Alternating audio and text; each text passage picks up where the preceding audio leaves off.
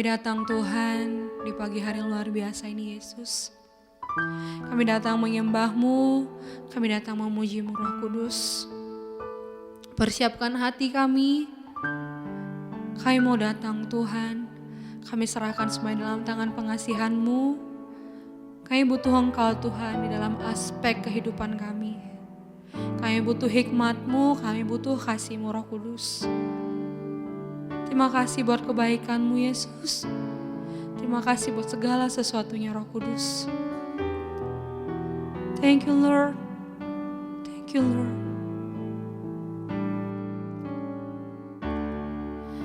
Into your hand I'm commit again with all I am for you Lord. You hold my world in the palm of your hand, and I am yours forever.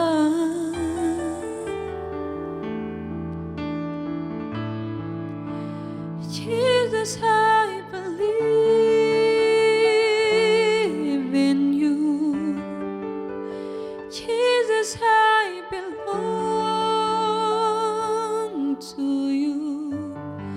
You're the reason that I live, the reason that I sing.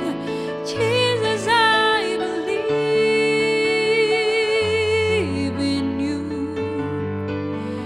Jesus, I belong to you. You're the reason that I live, the reason that I sing with all I am. Thank you, Lord. I walk with you wherever you go, through tears and joy. I trust in you,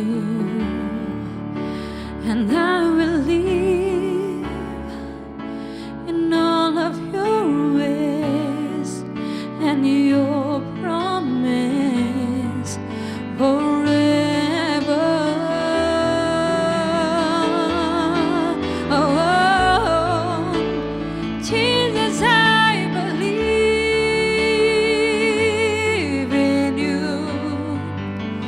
Jesus, I belong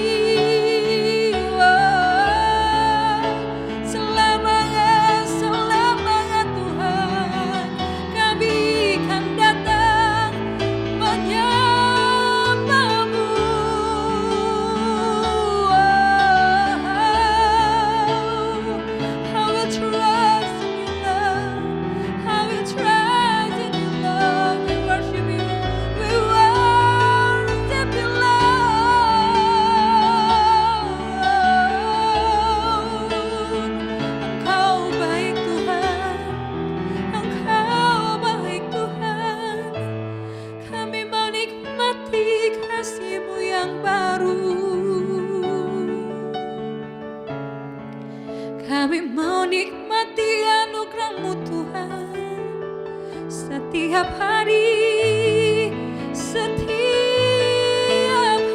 Tuhan. Ini pujian, ini hormat, ini kami Tuhan. Oh Yesus,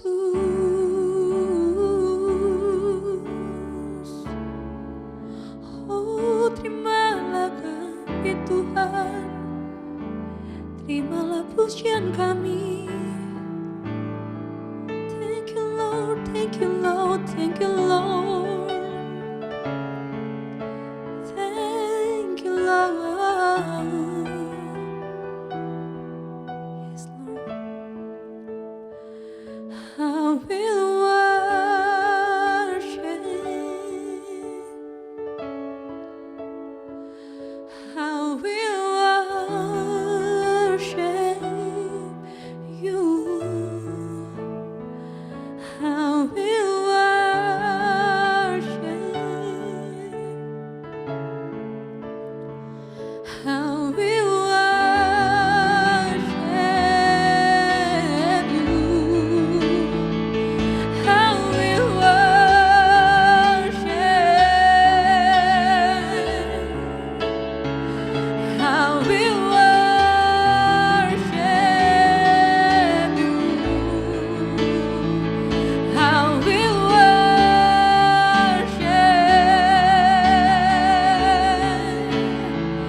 I will worship you. Jesus, I believe in you. Jesus, I belong to you. You're the reason that I live, the reason that I see. Jesus, I believe in you. Jesus, I belong to you. You're the reason that I live, the reason that I see. Jesus, I believe in you. Jesus, I belong to you. You're the reason that I live, the reason that I see. You're the reason that I live, the reason that I see. You're the reason that I live, the reason that I see.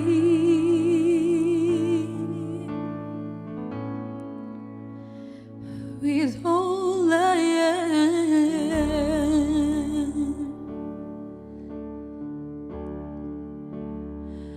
Lord, I will trust in you.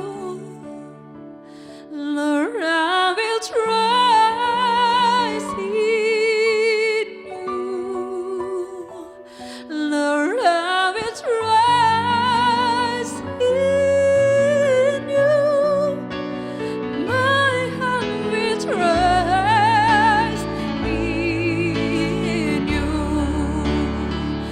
Lord, I will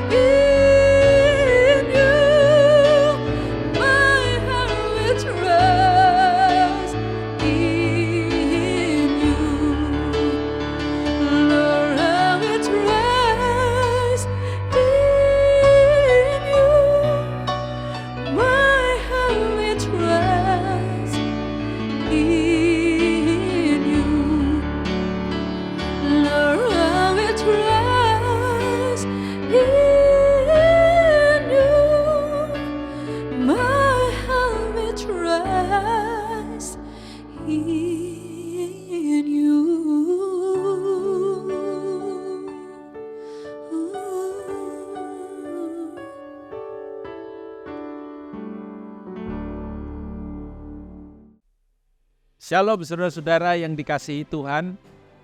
Mudah-mudahan belum terlambat, tapi saya ingin mengucapkan Blessed New Year 2024, the year of Kingdom Influence. Dan kita ada di bulan dengan tema yang luar biasa sekali yang mengingatkan siapa kita. Saudaraku, dan Alkitab berkata bahwa yes, memang kita adalah generasi yang dipilih. You are chosen. Saya ingin bacakan firman Tuhan dalam renungan kebenaran kita hari ini, sabda dari Raja kita yang diambil dari Injil Yohanes pasal yang ke-15. Ayatnya yang ke-16 dikatakan, bukan kamu yang memilih aku. Wow, ya, tetapi akulah yang memilih kamu. Dan aku telah menetapkan kamu supaya kamu pergi dan menghasilkan buah, dan buahmu itu tetap. Supaya apa yang kamu minta kepada Bapa dalam namaku diberikannya kepadamu. Saudara, dari satu ayat ini saja luar biasa sekali mengajarkan kepada kita semua pertama-tama siapa kita. Bukan hanya siapa kita, tapi juga kemudian bagaimana dia mau, raja kita itu mau hidup kita kayak apa. Ya, dan juga termasuk ada jaminan di dalamnya. Saudara, nomor satu yang sering kita dengar, mungkin kita juga udah tahu lah semuanya ini, tapi kadang-kadang bisa terlupakan karena sesuatu dan lain hal. Misalkan pergumulan yang berat dalam kehidupan kita. Kadang-kadang kita nanya, Tuhan kok kayak gini? Kok seperti ini yang terjadi dalam hidupku? Kok susah banget sih? Kok ini sangat menekan? Problem ini sangat besar dan lain sebagainya. Kita lupa apa itu saudara? Bahwa kita telah dipilih. Saudaraku, tadi dikatakan di phrase yang pertama, bukan kamu kata Tuhan yang pilih aku, tapi aku yang pilih kamu. Kadang-kadang kita terlalu sombong untuk kita berkata, Tuhan, aku loh yang datang, aku loh yang bertobat, aku loh yang lakukan ini, aku ya. No, enggak. Startnya itu dari dia. Kitab Kejadian pasal 1 ayat 1 berkata apa saudara? Pada mulanya Allah, in the beginning God. Everything is start from Him. Dan juga di dalam kebenaran tentang pemilihan ini, saudara. Dia berkata, bukan kamu yang pilih aku, tapi aku yang memilih kamu. Hal ini sebetulnya kalau kita mengerti, saudaraku, dengan kesungguhan, ini membesarkan hati kita. Bayangkan, kita dipilih oleh Raja di atas segala raja, Tuhan di atas segala Tuhan. Ketika misalkan kita diundang untuk hadir atau undang untuk datang, untuk ada di satu event yang ya mungkin itu gubernur mengundang kita untuk kita ada di situ dengan beberapa orang yang lain. Itu kan kita terpilih, saudara. Dan gubernur memilih kita untuk ada di situ. Kita bangganya minta ampun. Ya, bahkan ya ini zaman dimana kita gampang sekali untuk ngambil foto dan lain sebagainya, kita posting, dan saudara tahu yang saya maksud ya. Itu baru gubernur atau mungkin wali kota, saudara. Apapun, orang yang punya pangkat, punya jabatan, atau mungkin ketemu dengan konglomerat besar dan lain sebagainya. Tapi kali ini Alkitab berkata dia pilih kita. Bayangkan. Karena itu saudara, kita harus appreciate ya, kita harus bersyukur. Dan kemudian kadang-kadang setiap kali kalau mengingat akan hal ini, saya begitu bangga dan merasa begitu terhormat. Bukan saya yang pilih Tuhan, Tuhan pilih saya. You are chosen. Saudara terpilih. Dalam kitab Keluaran, kebenaran ini diberi nuansa yang luar biasa, saudara. Keluaran pasal 19 ketika Tuhan berkata kepada umat pilihannya, ayat 5 dan ayat 6. Keluaran 19 ayat 5 dan 6 dikatakan, jadi sekarang jika kamu sungguh-sungguh mendengarkan firmanku dan berpegang pada perjanjianku, maka, dengarkan ini, kamu akan menjadi harta kesayanganku sendiri dari antara segala bangsa. Harta kesayangan. Saudara, kalau kita punya harta kesayangan, kita akan jaga itu. Kita akan keep itu dengan baik. Kita akan simpan di tempat yang aman. Dan kita akan pakai mungkin pada event-event khusus, saudara, yang bisa terjadi dalam hidup kita. Kita harta kesayangan Tuhan. Ya, dan harta kesayangan biasanya kita nggak bisa membiarkan ada orang lain untuk pegang, untuk amati, kalau nggak benar-benar kita percaya. Harta kesayangan merupakan sesuatu yang luar biasa. Itulah saudara dan saya di mata Tuhan, yang aku pilih dari antara segala bangsa. Sebab akulah yang empunya seluruh bumi, kamu akan menjadi bagiku kerajaan imam dan bangsa yang kudus. Inilah semuanya firman yang harus kau katakan. Tuhan sampaikan ini kepada Musa, kepada orang Israel dan kepada kita semua yang hari ini bersama-sama ada di dalam ibadah ini, saudara. Dalam 1 Petrus 2 ayat 9, ayat ini diulang kembali. Tadi perjanjian lama, sekarang perjanjian baru. Dikatakan, tetapi kamulah, saudara dan saya, bangsa yang terpilih. Terjemahan New King James dikatakan, you are a chosen generation. Engkaulah generasi yang terpilih. Dari sekian jumlah manusia yang ada di generasi kita yang dipilih. Imamat yang rajani, bangsa yang kudus, umat kepunyaan Allah sendiri, supaya kamu memberitakan perbuatan-perbuatan yang besar dari Dia yang telah memanggil kamu keluar dari kegelapan kepada terangnya yang ajaib. Saya mau menyambung bagian yang di belakang tadi, saudara. Ya, supaya kamu. Dan itu menandakan apa? Dicatat juga dalam Yohanes 15 ayat 16 ayat teks kita hari ini, saudara. Bahwa Dia menetapkan kita. Bukan kamu yang pilih aku yang pilih kamu, ya. Dan aku menetapkan kamu untuk apa? Pergi. Go, pergi. Tuhan tidak pernah suruh kita untuk yes, sudah terima Tuhan. Oh ya, sudah dapat jaminan. Oh luar biasa. Aduh terima kasih Tuhan. Haleluya, puji Tuhan. Dan kita nggak bikin apa-apa. No, Dia perintahkan kita bukan untuk duduk. Ya, Dia pernah perintahkan murid-muridnya waktu setelah dia naik ke surga. Dia perintahkan mereka untuk tunggu. Untuk tunggu supaya apa? Diberi Roh Kudus. Dan setelah itu apa? Jadilah saksi, ya. Pergi. Ditetapkan untuk apa? Untuk pergi. Hidup dengan misi. We are people with mission. Bisnis kita as mission. Studi kita as mission. Semuanya ada misinya, ya, untuk pergi. Matius 28 jelas sekali, saudaraku. Ini merupakan seringkali diberi tema The Great Commandment, ya, perintah agung. Karena itu pergilah. Dia nggak bilang karena itu tunggulah, duduklah. Ya, tadi itu disuruh tunggu hanya untuk dipenuhi Roh Kudus. Karena dengan kekuatan kita nggak mampu. Ya saudara, pergilah. Jadikanlah semua bangsa muridku. Baptislah mereka dalam nama Bapa dan Anak dan Roh Kudus. Dan ajarlah mereka melakukan segala sesuatu yang kuperintahkan kepadamu. Dan ketahuilah aku menyertai kamu senantiasa sampai kepada akhir zaman. Dia mau kita pergi. Pergi untuk apa? Supaya kamu pergi dan berbuah, kata firman Tuhan. Yohanes 15 ayat 16 tadi. Menghasilkan buah dan buahmu itu tetap. Bukan buah yang tetap. Saudara, saya percaya bahwa ukuran di dalam kerajaan sorga itu bukan keterkenalan, nama besar, bahkan even diberkati, saudara. Semua itu sebetulnya efek aja, dampak aja. Ya, ketika kita melakukan misi Tuhan, lalu kemudian ada keberbuahan yang nyata, ya people knows, ya, orang mungkin tahu. Orang mungkin baru saja saya mendengar sebuah dialog dari Bapak Andi Noya, ya, dengan seorang misioneri, seorang gadis umur baru 20-an, usia 17 dia datang ke Indonesia. Kalau nggak salah Amanda namanya, ya. Datang ke Indonesia, orang Amerika, nggak terlalu kenal Indonesia, bahkan dia nggak raising fund untuk dia datang di Indonesia. Kalau Tuhan suruh, Tuhan sertai, Tuhan cukupi, Tuhan berkati, Tuhan buat berhasil. And it's happened, saudara. Dan saya yakin dan percaya memang ukuran dalam kerajaan sorga itu adalah keberbuahan. Di dalam kitab Mazmur, bahkan Mazmur 92 ini ayat terkenal, ya, buat kita semua. Ayat 13-15 dikatakan, luar biasa, orang benar akan bertunas, tumbuh seperti pohon korma, akan tumbuh subur seperti pohon aras di Libanon. Mereka yang ditanam di bait Tuhan akan bertunas di pelataran Allah kita.